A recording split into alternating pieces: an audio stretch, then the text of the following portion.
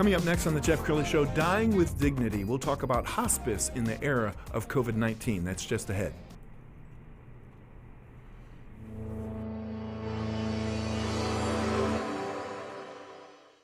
Many are predicting that the worst is yet to come, which is unfortunate, said one person here. Until now, they've enjoyed the reputation of being the nation's icebox. Watched a burglar in his home this morning by webcam. As a journalist of over 25 years, stories are what make my world turn. Reporting live from the Dallas newsroom tonight, Jeff Crilley, Fox 4 News. But in 2008, I took the jump from my familiar life and started a PR firm from my home. We're talking about anyone with a camcorder like the one I'm using becomes a television network. We started slowly growing the company, and we now have over 100 clients, and we've branched into the world of live digital broadcasting. I now own 8 different TV studios and have a huge team, and the stories that I now get to share are sometimes the most important of my life. Life has a funny way of coming around full circle. This is the Jeff Crilley Show.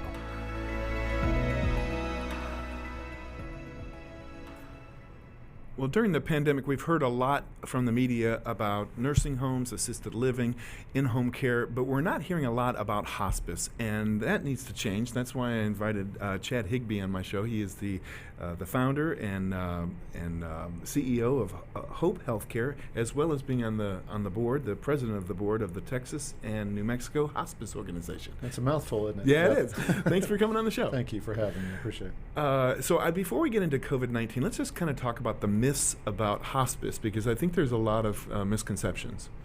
I think probably the prevalent things that we hear, from folks that ask us what we do for a vocation is, what do you do? And it's usually one of two responses, or oh, how do you do that? And so there's the stats, the modern day stats continue to drive the notion that it's only a service that's really for brink of death type care, the last couple of days of life, when in essence, the folks that pushed for the Medicare benefit back in the early 80s, this was enacted under Medicare Part A, the hospitalization part of the insurance, in 1983, and became a full-blown Medicare benefit that folks could elect at the end of life. And the exact Medicare language is, if the disease progresses its normal course, that patient has approximately 6 months of life or less left. And so it's a way for folks not to aggressively treat symptoms and pain, but to receive comfort at the end of their life. Because you always, when you talk about death and dying, if that's ever brought up around the dinner table, which it rarely is, folks mostly, if you ask them, they just want to go to sleep and never wake up. I mean, I think if you ask people, there's no pain, there's no symptoms, there's no bad associations with that type of death, one that's dignified in your own bed, in a place of comfort. And that's really, the stats continue to tell us that that's where people want to be. But unfortunately, for whatever reason or reasons, they're not usually there. And so we unfortunately get folks at the end of life, about 1 in every 3, in hospice service across the country, not just Texas or our organization, but across the country, are on service for about 10 days or less. Again, when it was designed to be 106 months or more. And so if you increase that to the 30-day mark, it's about 60 to 65% have hospice care less than 30 days. So there's a real quandary, and the biggest challenge in the industry right now is getting out the word that that folks understand exactly what it is that we do, the services that we can provide, and the underpinning of care that we can bring to the home, wherever that person calls home, and bring that comfort and that dignity to them. My wife's grandmother had hospice care in her final days, and I had a chance to observe just how much caring the hospice employee had for the dignity of life and our family, and helping us use the right words, because I think families are well intentioned, but sometimes they can say stuff that stirs up their loved one. Yeah, there's so many different scenarios. If you've got family members and you're in healthcare, like for example, my family looks to me as like the family doctor. I'm not even medical. It's just because I'm in the industry, have a base of knowledge, been doing this for 25 years. So there's a general push to those that may be in our industry, because just talked with a nurse recently, and her her regret is that she was taking care of her own dad. She was caregiver, aunt, nurse, and daughter, but she really wanted this to be the daughter, to reminisce, to think about times when she was much younger, when she was a girl, but she was unable to do that because she was in go mode, in task mode, and trying to take care of not only her mother, but her dying father as well. And that's a really hard place to be in. So we get those types of situations. We say, hey, it's our job to be the caregivers, to come in, not to just take over and say, get out of the way, because what we do is incorporate that family into that caregiving scenario, wherever that may be, whether it's at home or a nursing facility or assisted living or even in the hospital in the last days. So we really encourage and advocate for those families to be present if that's what they desire. And that's the beauty of hospice care, in that the patient and the family really get to derive a lot of the care. We've got some pictures off your Facebook that we're going to put up while we're talking about this. Let's talk about COVID-19. How did that change your industry? A lot of right now, in the last 4 or 5 years, as a consistent stat, a lot of the deaths in the country take place in a hospital and nursing facility. Only about 25% take place in the home. So 75% of all the deaths are still institutional. But most folks want to be at home, and COVID-19 is really, because of the uncertainty of what we were dealing with early on, there was just a lot of concern for that vulnerable population that were institutionalized, whether in hospitals or nursing homes in particular. And so all of a sudden, when we had almost daily contact with that loved one that was on hospice services or that patient that we were serving, you take away the contact from the families instantaneously, you take away the contact from the staff, the hospice staff coming in, and you take away, in a lot of instances, the hands-on compassion that the facility staff was giving or the hospital staff was giving, because of the distancing that we had to enact and that we felt was best to follow. And so that has changed our industry radically, because truly, out of sight, out of mind, people don't think about the service in a lot of ways until they really need you, and then we have to be ready to go. But even more so with COVID, there's been this fear of not wanting to cause an untimely death by some vulnerable elderly person getting this disease or this virus from others. And so social isolationism is what we've done, and that really hasn't worked well either.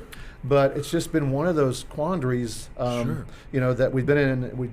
It's just we're feeling our way through this. Things are starting to open back up, so that's a good thing. And it's really a blessed thing to be able to see and be a part of those reunions when they haven't seen loved ones in 6-8 months. Social isolation can be really devastating to the senior, can't it? It can. I mean, one of the things that we already deal with is, you get towards the end of life and it's a person's 90 plus years old. We think, because it's something they did for us when we were children, hey, eat. You love this. I mean, a lot of we're getting ready to head into the holidays. And so we're, that meal time, that spending together time as a family, we want to be able to do something for our dying loved ones. So we often go, hey, eat this. They often don't feel like eating. So this adult failure to thrive is a real deal. It's very similar to a pediatric failure to thrive, where for whatever reasons, there's no specific illness other than that person is just not taking in enough nutrition, food, and they just begin to sort of, in a sense, before our own eyes, wither away. And it's hard because whereas there might have been a slight Alzheimer's, early diagnosis, but that really progresses because there's no consistency of routine, which folks need with Alzheimer's disease. And when you take everyone totally out of life, they're like in a vacuum by themselves, and it's really detrimental. Let's talk about your association. We've got some video of a board meeting from a couple of years ago. It's an advocacy group. Tell us, what are some of the issues that you guys deal with? I mean, we advocate as being an owner-operator. It's a unique position, but also on being on this board. As you see there's a group of owner-operators, leaders, executive directors in our field in the states of Texas and New Mexico. We have a combined state group just because Texas, behind California, is probably the most active in terms of Medicare billing, things like that. So it does bring a voice, and Texas does have a voice in the country when it comes to hospice and what we do and the legislation that we advocate for in Washington, D.C. on the Hill. And so this group really sets the tone, provides educational opportunities for our members, for the hospices in the states of New Mexico and Colorado. We've talked at different times to other states because it's a bit of a struggle. Colorado, Oklahoma, different states that are contiguous to us about forming a larger group, but we've been very content to stay where we are with Texas and New Mexico. So again, our purpose is to advocate for programs across the state that are members with educational opportunities, with annual conferences, and all of that's just that learning so we can give back to those that we're serving so we can just be better prepared. How onerous is the government when it comes to hospice? Are they... We were talking about jokes earlier, right, about Nebraska OU football. Yeah. We're talking, there's nothing else besides hospice that's more regulated than nuclear power. Really? Well, I don't know if that's a joke, or I've never really seen that in fine print, but there is a lot of layers of bureaucracy because unfortunately there are bad players in the industry across the country from in market to market. And so the majority of the operators get into this because they want to help. I know when I first found out about what hospice was, I thought, man, what a great thing to be able to actually get paid for helping people. Yeah. I sort of a softie, grew up mama's boy, if you will, but really liked being able to help others in times of need. I was always the guy on the football team taking up for the kids that were getting bullied. So it's just that it's that type of personality, the fixers, the nurturers. It's an industry dominated by ladies for the most part, because you look at the aggregate across even my own organization, out of about 100 employees in 3 locations, we have about 7 or 8 guys. And most of those are in sort of male roles, chaplaincy, administration, some in marketing, things like that. But for the most part, it's a female-dominated industry. A lot of good leaders that are ladies that have stepped to the front in our organization, as well as statewide and nationwide. But yeah. Well, this has been very enlightening. We're going to end with a couple of websites. First, your website, hopehealthcareus.com, is your company, and then your association is txmhospice.org. NM for New Mexico. Oh, New Mexico. Yeah, Sorry about yeah. that. Yep. Okay, there you go. It's on the screen. And thank you, Chad. You've been an Absolutely. amazing guest. Thank you, Jeff. You bet. And that's it for now. We'll see you next time.